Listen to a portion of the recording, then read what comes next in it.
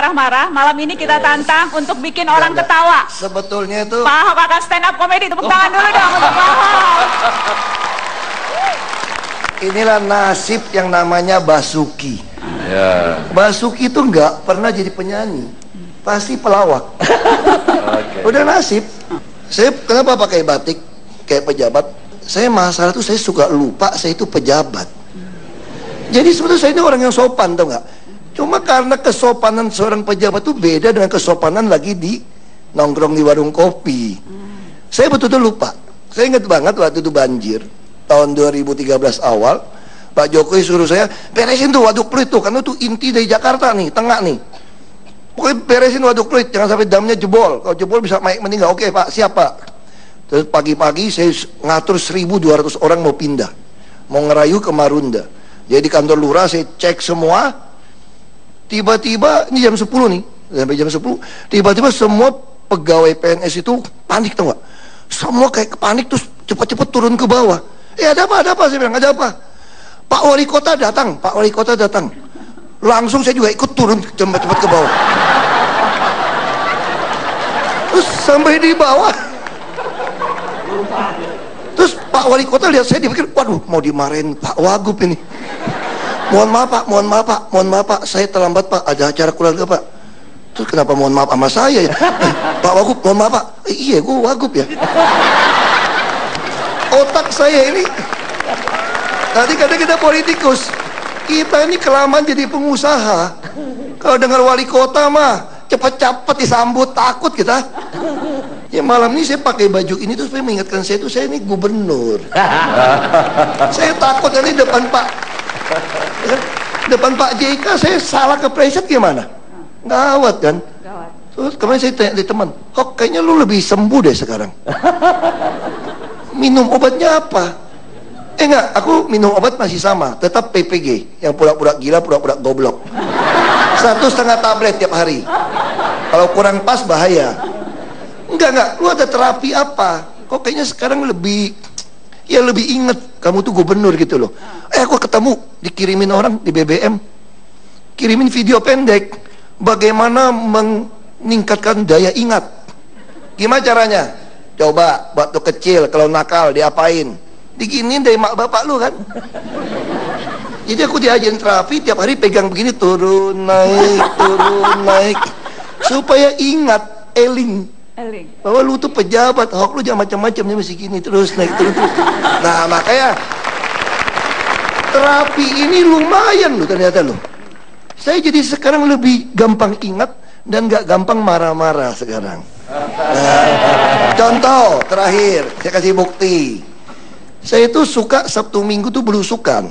Kalau belusukan tiap hari nggak tahan. Kalau Pak Jokowi kan udah agak hitam, kalau gua repot. Ya kan? Saya bilang, Pak, permintaan Pak Jokowi pertanyaannya, kalau saya udah dilantik, kan beliau masih di kantor kan, kalau saya udah dilantik, kira-kira belusukan nggak nih Pak Gubernur ini? Saya bilang, nggak deh Pak, Bapak kan udah lebih hitam Pak, saya nggak putih.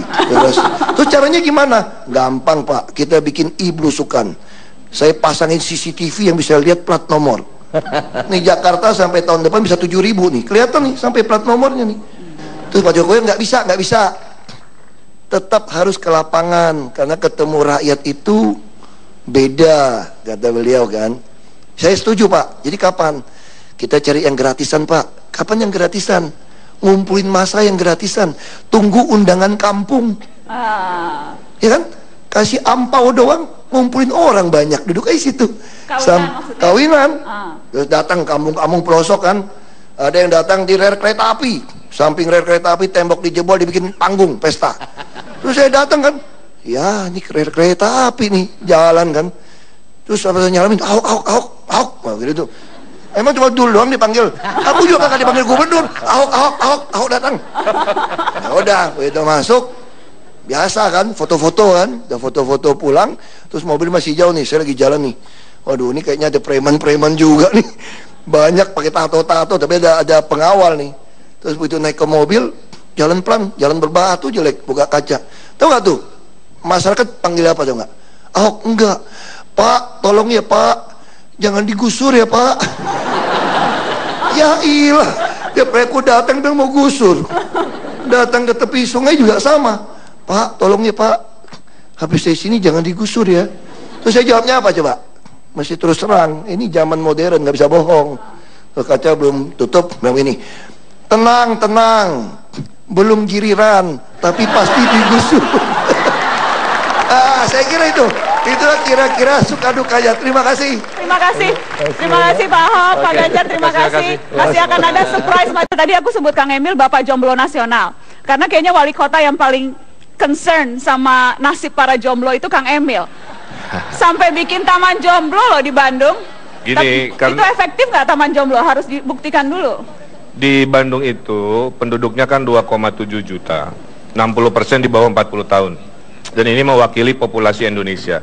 Nah, secara statistik di bawah 40 tahun itu rata-rata statusnya memang single atau jomblo. Tapi jomblo itu nasib, kalau single itu pilihan. Jadi beda. Sangat memahami tampaknya. Jadi kalau diejek orang bilangnya saya bukan jomblo, saya single. Nah, single, gitu. beda ya, opsi. Tapi saya mau tahu dong komunikasi kalau lewat stand up komedi ya. Stand up komedi dong. Di situ dong. Berarti nyaingan Pak Ahok ya? 3 menit. Ini ngomong-ngomong saingan, emang mau maju pilkada DKI? Semua indah pada waktunya. Assalamualaikum warahmatullahi wabarakatuh. Nama saya Ridwan Kamil. Saya wali kota dari sebuah negeri yang bahagia. Indeks kebahagiaan kota Bandung itu sekarang 70, Pak. Itu artinya warga Bandung adalah warga yang paling bahagia di Indonesia. Kotanya sangat romantis, tiap gerimis otomatis romantis, mojangnya garilis, sampai ada puisi yang mengatakan Bandung diciptakan saat Tuhan sedang tersenyum. Terus ada yang nanya, Pak, kalau Tuhannya agak marahan, kalau Tuhan agak marahan menciptakan Jakarta. Maaf Pak Ahok ya. Tapi kalau Tuhannya agak cuek, kalau Tuhan lagi cuek menciptakan Banten dicuekin. Nah, Soekarno itu di Hari Pahlawan Bandung memberikan jama jalan kepada pendiri Republik Indonesia, Dr. Insinyur Soekarno. Soekarno itu saking jatuh cinta dengan Bandung, beliau punya puisi juga. Ke Bandunglah aku kembali kepada cintaku yang sesungguhnya. Tapi kalau saya lain, ke Bandunglah aku kembali kepada mantan-mantanku yang sesungguhnya.